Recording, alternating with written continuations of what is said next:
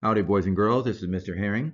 Welcome back to 5th grade social studies. Today we will be continuing our unit on the French and Indian War, or things leading up to the Revolutionary War. So today we will start with our Learn It. I can identify the causes and effects of the events prior to and during the American Revolution, including the French and Indian War and the Boston Tea Party. Our essential question for today is, what is worth fighting for? I would also add, what were the effects or causes and effects of the French and Indian War? So let's go ahead and get started. The French and Indian War is a clash of empires, so to speak. It lasted from 1754 to 1763. It kind of sets the stage for the big eruption between the colonists and the British Empire. Before we get going, I want to have a quick vocabulary discussion. What does the word neglect mean? Have you heard the word neglect? In context, it has many meanings, but the word neglect for today, in this context, has a specific meaning. Neglect means to refuse something or to ignore. In the case of salutary neglect, it was beneficial for the English to ignore some of the behaviors of the colonists as long as it was beneficial to the king. What that means is the king set forth quite a few rules for the colonists. One of the biggest rules were that they were not allowed to trade with anybody other than England. Well, the colonists didn't adhere to this rule very well. They began trading with other countries as well as England, and they also traded with each other. The thing about this was the king didn't really mind so much. He ignored it because he was benefiting from this.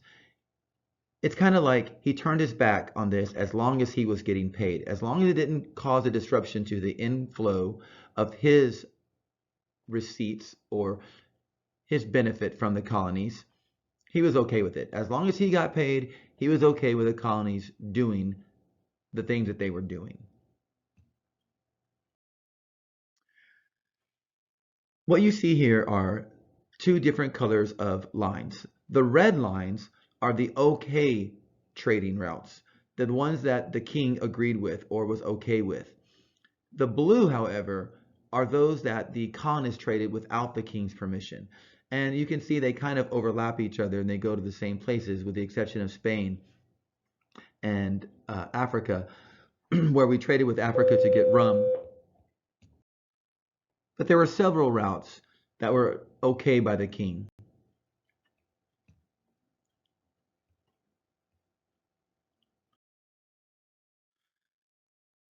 Then we have something called the mercantile theory. Now, if there's ever a place where you just need to get something, what would that store be? If you just had to get something, it's one store that has just about everything. What store would that be? If you said Walmart, you're correct. The mercantile theory is kind of like that. The 13 colonies were the super Walmart for Great Britain. Everything that they needed as far as raw materials could be found in the 13 colonies. So as far as the English were concerned, this was their Walmart. This is something that was very beneficial to the English Empire, the British Empire. They needed the 13 colonies. It provided them a great deal of resources that allowed them to make an enormous amount of profit when making manufactured goods. This is where that salutary neglect comes in, that beneficial neglect. As long as the king is getting payment, he is okay with the colonies doing the things that they need to do. If they feel they need to trade with other countries or other colonies, that was okay as long as the king was getting his pay.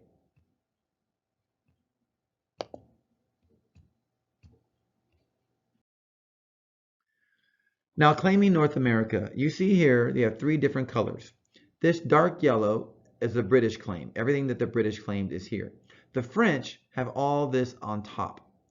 All the Great Lakes, Lake Erie, Ontario, they surround those Great Lakes. And Spanish is down here in Florida. They also had parts of Mexico, what is today Mexico, over to the west. And this down the middle here is all the disputed land. This disputed land was land that both the French and the English claimed was theirs. And this is what causes the conflict and leads to the Great War between the French and the British.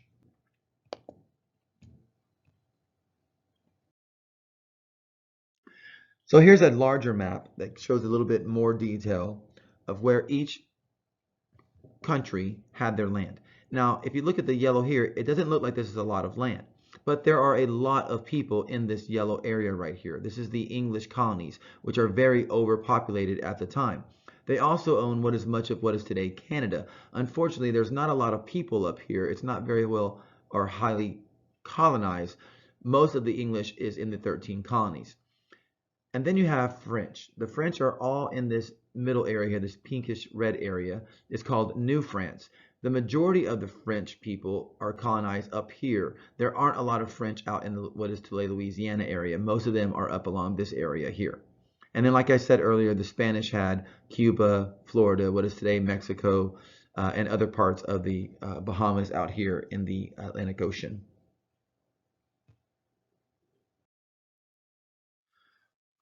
The French were not here to take over the land and colonize as were the British. They set trading posts for the fur trade and developed working relationships with the Indian tribes, unlike the British. The British were more concerned with land. Their greed drove them to dominate and displace the Native Americans, where the French were more apt to work with the Indians and almost get permission to be where they were. They had incredible trade relationships with the Native Americans. But for the most part, the English did not. There were great conflicts between the English and the Native Americans. Something to be familiar with are the river system. There was a great river system in the area. Up here you see the Great Lakes and all these rivers that lead into it, especially the St. Lawrence River, which gave us direct route to the Atlantic Ocean. This would be beneficial because it would allow whatever country to bring in supplies by boat through the river to drop off to the countries, to their colonists. Without this, you'd have to travel across land, which we know would be very expensive and very difficult. The Ohio River Valley system was important to England and France. Both wanted control of the river system because it gave them ease to import and export their goods. Both countries claimed these areas, which were both disputed. Both countries also built forts to defend their land. If you look here, the blue forts are the French forts. The biggest one, Fort Duquesne, Fort Marshal, Fort Lebeau, and Fort Préclé were all the French forts. And then the red, we had Fort Necessity, Redstone Old Fort, and Fort Cumberland. Fort Duquesne is the fort that General Washington will attack and eventually lead them into the French and Indian War.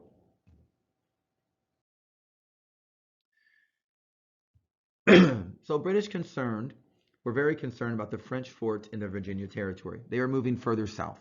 This gave great concern to the British Empire. So the Virginia governor decides to send a 21-year-old Washington, a major in the Virginia militia, to the Allegheny River Valley. He was told to go and find out what exactly were the French intentions there and to ask them to leave.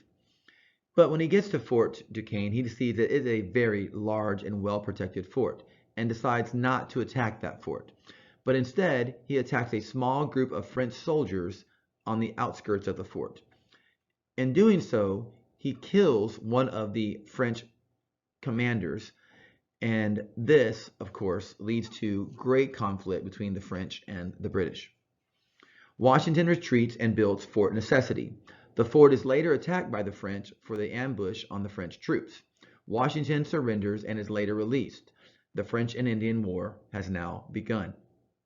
A British statesman later wrote about Washington's first skirmish. He said, "The volley fired by a young Virginian in the backwoods of America set the world on fire." So one small piece of metal starts what is unofficially the First World War in this country. And here you have a picture of George Washington firing his rifle at a group of French soldiers. And this portrait is called The Death of Jumonville, which is the man that was killed.